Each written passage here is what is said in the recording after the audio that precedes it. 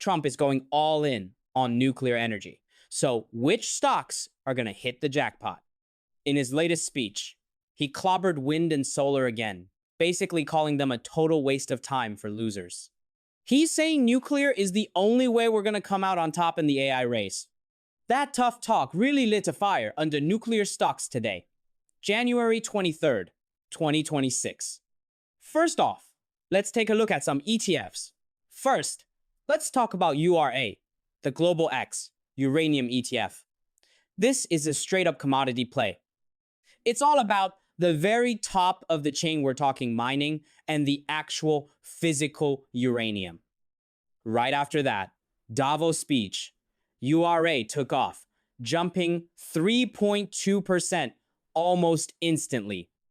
As the world's biggest uranium ETF, it moves in lockstep with spot prices in the big miners. The whole story here is dead simple. It's all about a massive supply-demand gap. This nuclear renaissance means building tons of reactors, but the fuel supply takes years to catch up. Right now, the fuel is the bottleneck. The US has banned Russian uranium, and Trump is all about energy sovereignty. This is going to push Western uranium prices way past those old historic lows. Utility companies used to just wing it, but now they're scrambling to lock in long-term deals. URA is loaded with giants like Cameco, making it a high-stakes bet on the price of uranium. And get this, $76 million poured in right before the speech. The smart money was already moving. Next, let's look at NLR, the VanEck Uranium and Nuclear Energy ETF. If URA is about resources, NLR is a straight-up infrastructure play. Its focus is further downstream, targeting utilities, operations, and construction. Right after the Davos speech, NLR climbed a solid 3%. NLR doesn't care much about the rocks in the ground. It's all about the power hitting the grid. It holds heavy hitters like Constellation and PG&E. It's not as much of a roller coaster as mining stocks, but it's perfect for capturing those BYOG, bring your own generator, deals with big tech. Trump's agenda is all about slashing red tape, which is a total game changer for NLR. As executive orders cut through the bureaucracy, the value of existing nuclear plants is set to skyrocket. Plus, with utilities renegotiating deals with data centers, their profit margins are expanding fast. Basically, NLR gives you that AI premium on power that mining stocks just can't touch. Here's the real insight. URA and NLR moving together shows this isn't just a temporary spike, it's a structural expansion of the entire nuclear ecosystem.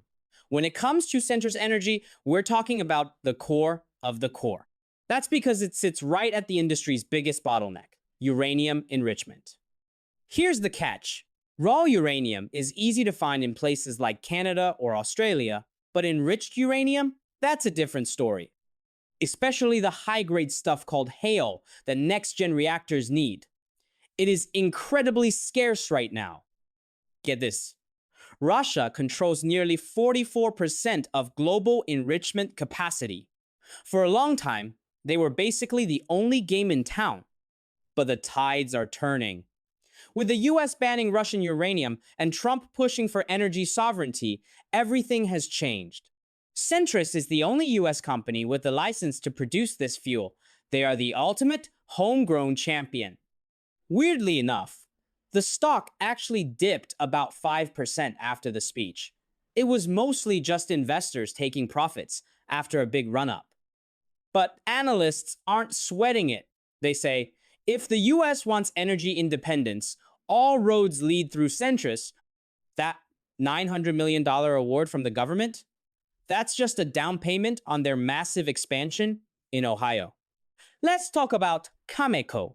This company is basically the Saudi Aramco of the uranium world. And the best part?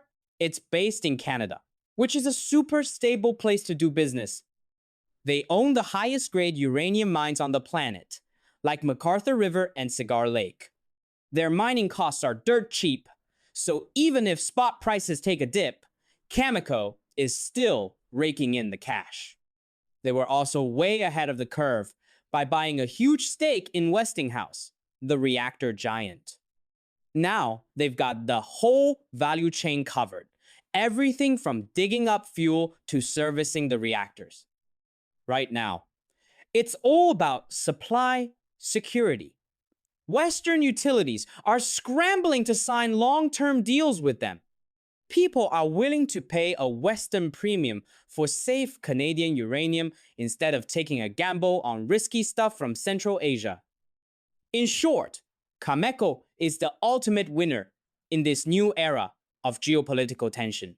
Last but not least, let's talk about Uranium Energy Corp. UEC. This is the ultimate America First play in the sector. They are all in on US soil, focusing their power mostly in Texas and Wyoming.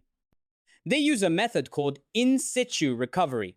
It's a total game changer because it's way cleaner and faster than old school mining. This company is basically the nuclear version of Trump's drill, baby, drill philosophy. Unlike Cameco over in Canada, UEC is homegrown. You don't have to worry about trade beef or border issues with them. The smartest move they made was stockpiling uranium when prices were dirt cheap. Now, they're sitting on a massive unhedged inventory. Thanks to their hub and spoke strategy, they can ramp up production at a moment's notice. If the US government decides to build a strategic uranium reserve, Uranium Energy Corp is the first one they're going to call. Next up is NuScale Power Ticker. They are the certified leader in the space right now. NuScale is the only SMR designer with an official stamp of approval from the NRC. In this industry, that license is the ultimate moat. While other guys just have flashy presentations, NuScale has the actual paperwork in hand. After that Davos speech, the stock jumped 6.4% as investors piled in. Their VOYGR power plants use tried and true light water tech. It's basically just a scaled down version of what already works. This really lowers the technical risk compared to those wild experimental designs out there. They've had some tough breaks in the past with project cancellations, but Trump's promise to slash red tape is a total lifeline for them.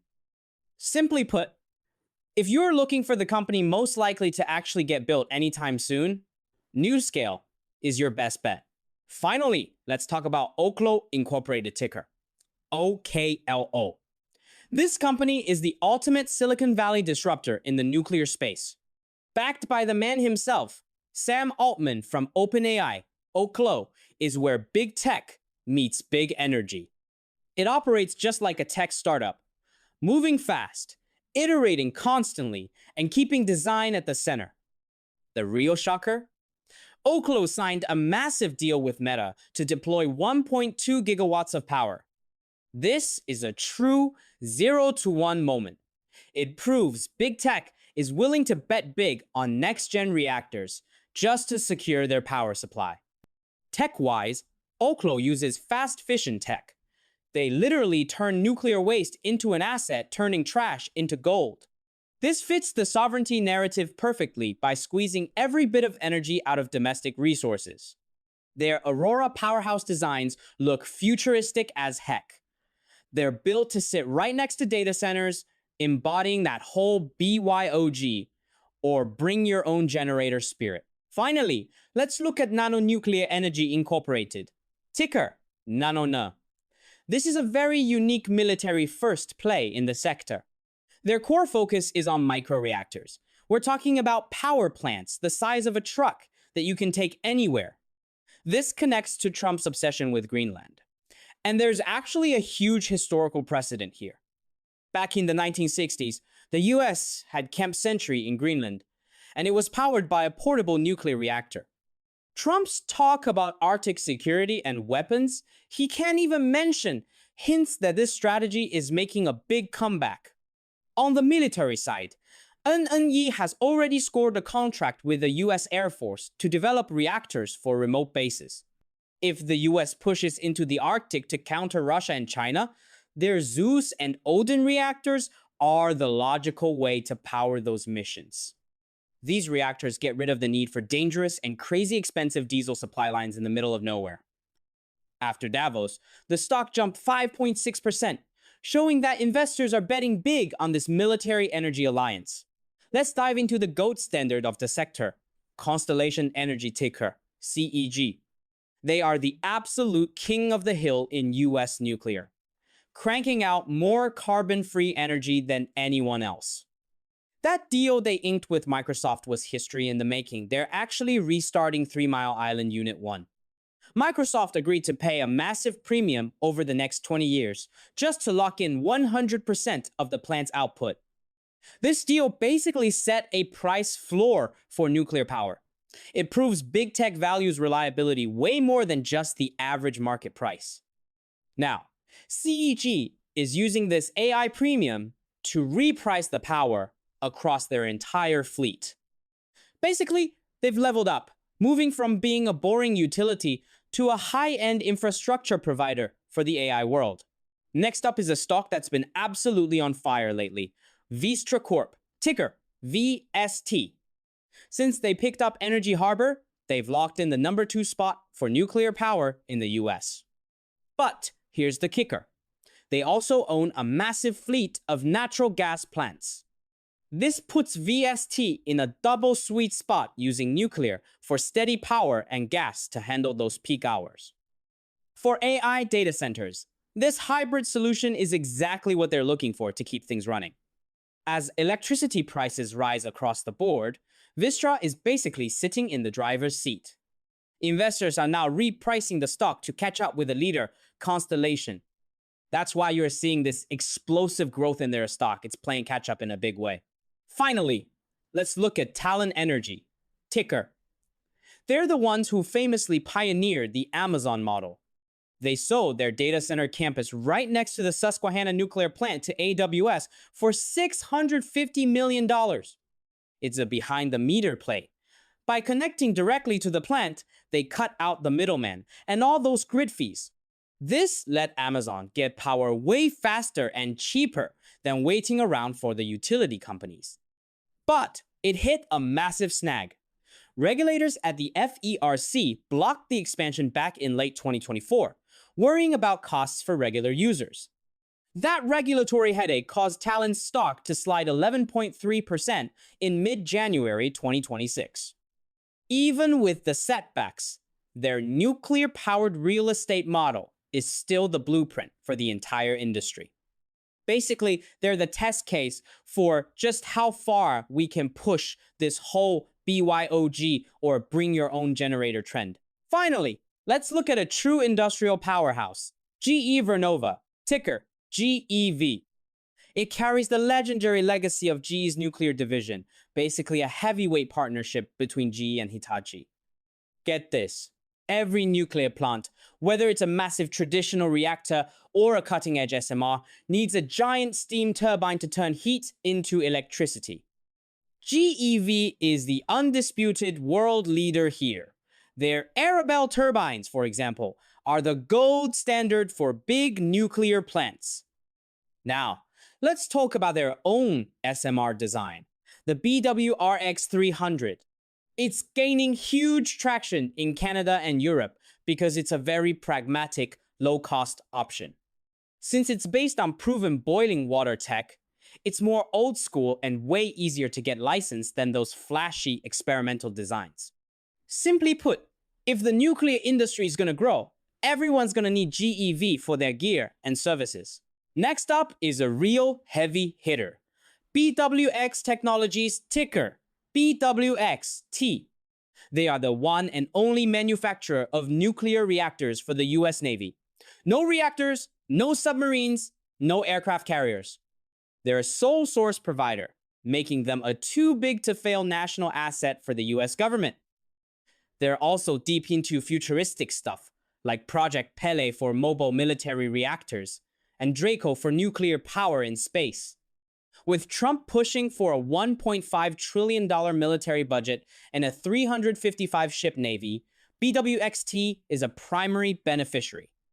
No matter how the market swings, that guaranteed cash flow from the DoD is a massive bulletproof moat. Plus, they're moving into the commercial world, using their Navy expertise to build core components for SMRs. Simply put, if SMRs go big, BWX Technologies will likely be the ones manufacturing the heart of the machine. To wrap things up, President Trump's statement at Davos in 2026 was way more than just a speech. It was the official starting gun for a massive shift in wealth and capital. Through a wave of executive orders and international alliances like the Peace Commission, and by linking nuclear energy to the survival of AI supremacy, the government has basically engineered a state-backed bull market for the ages. Whether it's heavyweights like CEG or disruptors like OKLO and SMR, the golden age of nuclear is officially back. Make sure to smash that like button and hit subscribe right now. I'll see you in the next deep dive.